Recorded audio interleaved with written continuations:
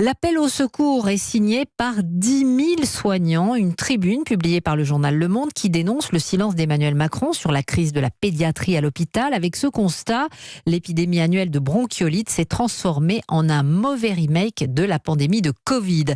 Situation catastrophique dans les hôpitaux décrite par le professeur Isabelle Deguerre.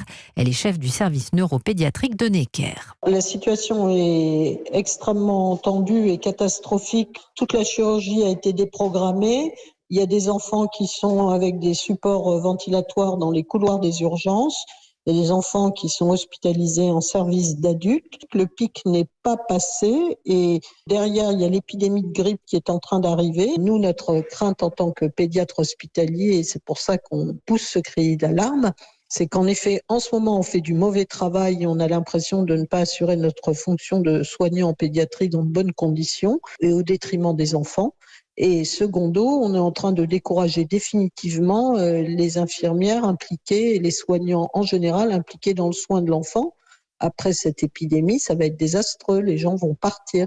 Le professeur Deguerre, jointe par Yasmina Katou, elle évoquait la grippe qui s'invite dans ce tableau déjà très sombre. 2 premières régions de métropole, Bretagne et Normandie, sont passées en stade épidémie. Outre-mer, c'était déjà le cas de la Martinique, de Mayotte et de la Réunion.